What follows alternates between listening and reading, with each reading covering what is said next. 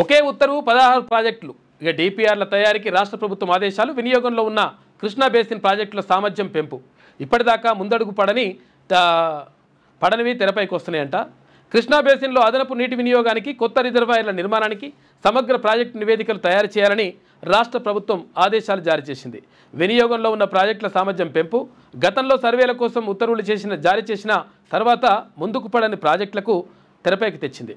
మొత్తం 16 పథకాలకు survey, investigation, సమగ్ర ప్రాజెక్టు నివేదికల తయారీకి నీటిపారుదల శాఖ ముఖ్య కార్యదర్శి రాహుల్ బొజ్జా ఉత్తర్వులు జారీ చేశారు. అయితే మంగళవారం జారీ చేసిన ఈ ఉత్తర్వులు బుధవారం వెలుగు చూసింది.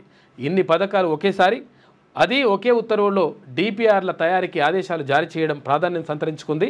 కొన్ని రోజులుగా ముఖ్యమంత్రి రేవంత్ రెడ్డి దీనిపైన మాట్లాడుతున్నారంటే, ఎందుకంటే ఈ ప్రాజెక్టులు అవన్నీ నడిస్తే ఏమైతుందంటే, ఇప్పుడు పనిలేని కాంట్రాక్టులు ఉన్నారు అనుకో, పనిలేని పెద్ద కాంట్రాక్టులు ఉంటే ఆ కాంట్రాక్టర్లకు పని దొరుకుతుంది. అట్లా అని చెప్పేసి రైతులకు మంచి జరగదంటే, రైతులకు మంచి జరిగేటువంటి అంశం 100% తీసుకోవాలి.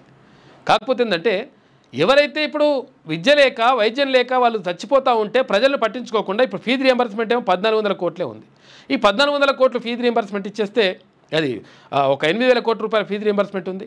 తర్వాత 1400 కోట్ల రూపాయలకు సంబంధించి ఆరోగ్యశ్రీకి సంబంధించినటువంటి ఏదో బకాయిలు ఉన్నాయి. అవి చెల్లిస్తే కథ పాపం పేదలకు వైద్యం అందుతుంది, పేదల ప్రాణాలు కాపాడినట్టు అవుతుంది. వీటిపైన కూడా దృష్టి పెట్టాలి కదా. ఇవి చాలా ఇంపార్టెంట్ కదా. పేద ప్రజల ప్రాణాల కంటే ఇప్పుడు ధన్మని ఆగమైగాల మీద ఏదైనా కట్టేసి చేస్తే అదేం పెద్ద విషయం కాదు కదా. కాబట్టి దీనిపైన దృష్టి పెట్టాల్సినటువంటి ప్రభుత్వాలు దీనిపైన ఆలోచించకుండా ఎక్కడ కమిషన్లు వస్తాయి, ఏం కథ జరుగుతుంది, ఏం కథ అని చెప్పేసి అక్కడ ఆలోచిస్తున్నట్టుగా అనిపిస్తూ ఉంది. అయితే విషయం ఏంటంటే, ప్రాజెక్టులు కట్టొద్దని చెప్పేసి అంటలేము, కానీ అక్కడ దానికంటే ప్రాధాన్యం అంటే ఏది ప్రాధాన్య అంశం, ఏది ప్రాధాన్యం తర్వాత అంశం అని చెప్పేసి చూసుకోవాల్సిన అవసరం ఉంటుంది. జస్ట్ 1400 కోట్లు కట్టేస్తే ఇక్కడ ఆరోగ్యశ్రీ సేవలు కొనసాగితే ఇక్కడ ప్రైవేట్లో కూడా, ప్రైవేట్ ఆసుపత్రులలో కూడా పేదలు వైద్యం చేసుకునేటువంటి అవకాశం ఉంటుంది. అటువంటి అవకాశం లేకపోతే ఎట్లా మరి?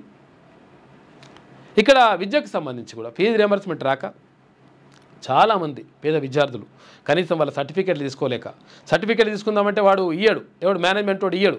ఎందుకంటే నువ్వు మొత్తం బిల్లు కట్టు, నువ్వు మొత్తం ఫీజు కట్టు అని అంటాడు. లక్షలు కట్టలేక ఏం చేయాలనో అర్థం కాక ఆగమ్య గోచరంగా ఒక క్వశ్చన్ మార్క్లో ఉండిపోతున్నాడు విద్యార్థి.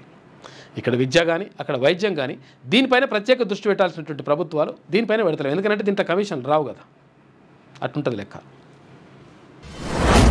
మీ వ్యాపారం అభివృద్ధి కావాలని కోరుకుంటున్నారా? అయితే వెంటనే క్యూనస్ని సంప్రదించండి.